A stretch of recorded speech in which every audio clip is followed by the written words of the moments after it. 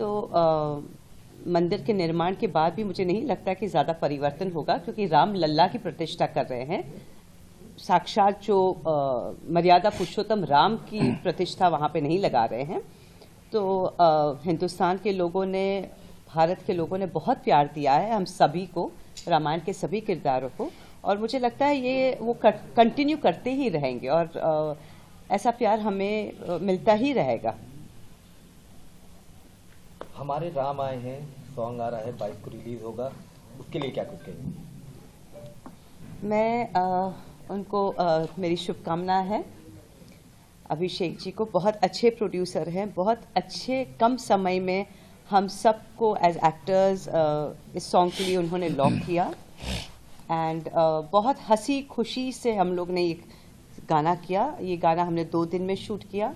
रात को शायद 3 बजे हमने पैकअप किया। हम लोग हनुमानगढ़ी, लता मंगेशकर चौक, और पहले दिन तो हम गुप्तार घाट पे थे।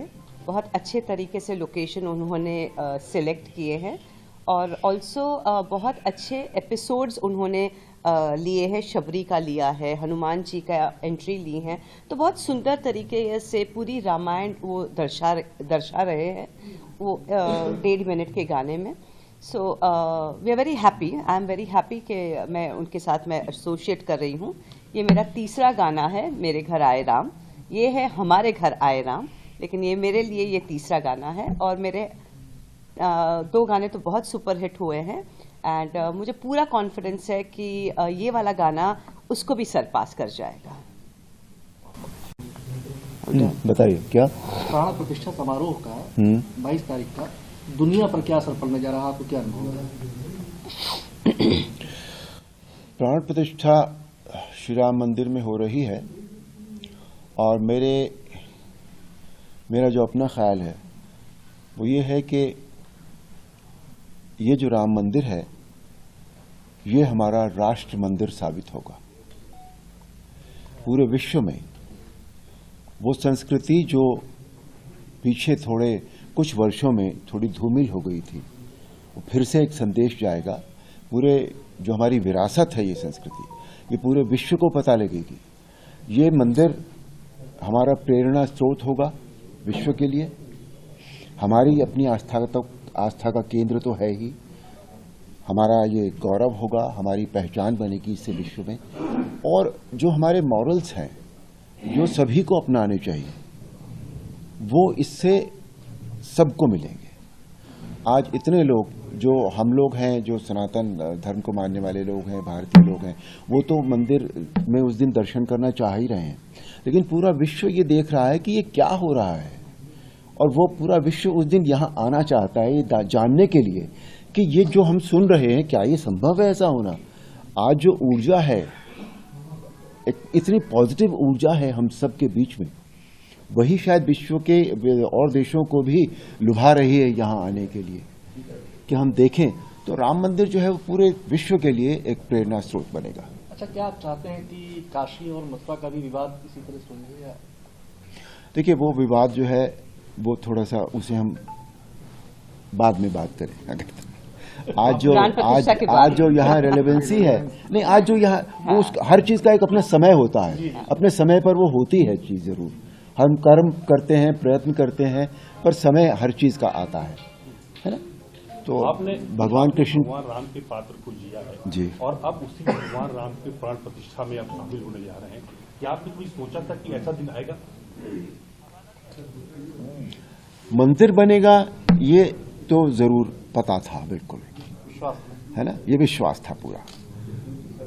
प्राण प्रतिष्ठा इस तरह से होगी, इतना बड़ा इवेंट होगा ये, इसका अंदाजा नहीं था, लेट मी टेल यू, क्योंकि मेरे अपने जीवन की ये सबसे बड़ी घटना है। तो ये इस तरह से होगी, इतना ऊर्जा होगी इसमें, पूरा देश राममय हो जाएगा, पूरा विश्व जहां जहां भी राम को मानने वाले लोग हैं, इसकी कल्पना नहीं थी। इसलिए ये जो अनुभूति है ये बहुत सुखद अनुभूति है, बिल्कुल, कि हम एक ऐसे पल के साक्षी बनेंगे जिसके विषय में हमने सोचा नहीं था कि उसका मैग्नीट्यूड इतना होगा, इतना बड़ा। सुनील जी, आपने तो भगवान राम के अनुज का किरदार निभाया था जी, और आप उसी मंदिर में आप जो प्राण प्रतिष्ठा होने जा रहे हैं, क्या आपने कभी सोचा था कि इस किरदार को निभाने के बाद हम फिर उस मंदिर में जहाँ प्राण प्रतिष्ठा हो रही, जहाँ भगवान ने जन्म लिया था, वहाँ आप पदार्पण करेंगे आप? नहीं, बिल्कुल नहीं सोचा था इस तरह का। पर ये सौभाग्यशाली मैं आपको समझता हूँ कि इस तरह का मुझे इस प्राण प्रतिष्ठा में आने का मौका मिल रहा है, और बहुत कुछ जो मैं नहीं जानता था उसको जानने का भी मुझे अवसर मिल रहा है। और जो मैं समझता हूँ कि ये प्राण प्रतिष्ठा है या जो माहौल बना हुआ है इस समय, बहुत धार्मिक है, बहुत सकारात्मक है, और ये विश्व को बहुत सकारात्मक भावना देगा। और डेफिनेटली वो सकारात्मकता जो है वो विश्व में उत्पन्न होगी, इससे इसकी एनर्जी इतनी ज़्यादा होगी। कुछ लोग ऐसे हैं जिसमें जो राम को नकारते आ रहे हैं, क्या उनके बारे में कुछ बोलेंगे आप? वो नादान है, बेवकूफ़ है, मैं ये कहूँगा।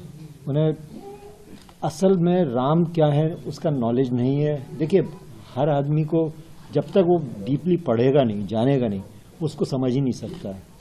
क्योंकि जब हमें भी नहीं मालूम था, बचपन में हमने जो रामायण थोड़ी बहुत जानी थी, पढ़ी थी, उतना ही नॉलेज था, उस हिसाब से हमें ज़्यादा नहीं था, तो इतना हमें लगता नहीं था कि राम क्या है, राम कितने डीप हैं। वो एक हर तरीके से परफेक्ट हैं। मर्यादा पुरुषोत्तम जब उनको एक उपाधि दी गई है, क्या कहा जाता है उनको, तो इसका मतलब है कि हर तरीके की मर्यादाओं का वो को निभाते हैं।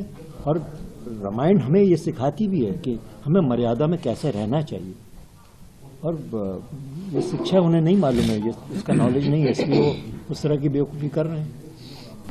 अर्जुन जी, एक सवाल है कि जो रामायण आपने जो जिस पे किरदार निभाया था, जो रामायण बनी थी, उसके बाद बहुत सी रामायण बनी, लेकिन वो रामायण जो बनी वो आज तक जो ऐसी रामायण नहीं बनी, क्योंकि विश्व विख्यात रामायण बनी। क्या आपको लगता है कि ऐसी और भी रामायण बननी चाहिए उस तरीके की, जिसको कि लोग मतलब पूरा विश्व फिर से पसंद करें? जो अभी रामायण, जिस रामायण की आप बात करें, जो रामायण हमने की थी वो बहुत पसंद की गई, उसमें कोई कमी थी? नहीं। उस तरह की तो फिर आप क्यों चाहते? उस तरह की से मतलब नहीं है। ये एक चीज यहाँ रखी हुई है तो अपने आप में पूरी है ना। कोई जरूरी नहीं है कि दूसरी चीज तब लाई जाती है जब या तो उससे अच्छी बने या उससे कम बने। उसके बराबर की चीज तो दूसरी चीज का कोई अर्थ ही नहीं है, बिल्कुल भी, है ना। और बाकी तो भविष्य की बात पता नहीं भाई, राम जी क्या चाहेंगे, क्या उन्होंने सोचा होगा, क्या डेस्टिन्ड है, वो नहीं पता मुझे। पर जब एक रामायण है तो अभी तो दूसरी की आवश्यकता नहीं लगती मुझे कोई भी।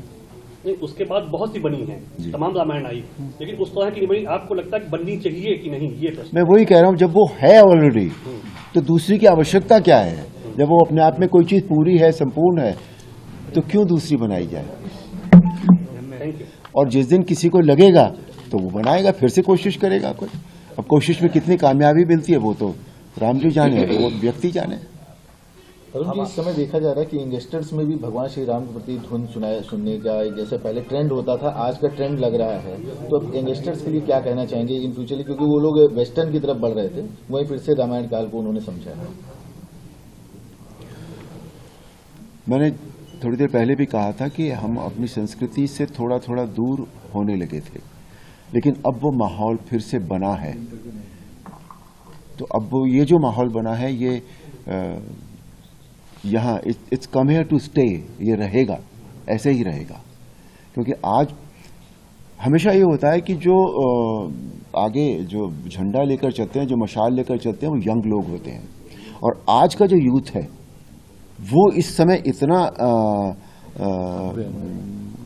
उसका जो वो इतना रामायण के साथ जुड़ गया है। क्योंकि आज मैं देखता हूं कि जब भी मैं कहीं जाता हूं या मैं कहीं ट्रैवल करता हूं तो सबसे ज्यादा जो मिलने वाले लोग होते हैं वो यूथ होता है। तो अगर यूथ ने इस बात को समझ लिया है, यूथ अट्रैक्ट हो गया है उस तरफ, तो फिर ये बहुत दूर तक जाएगी।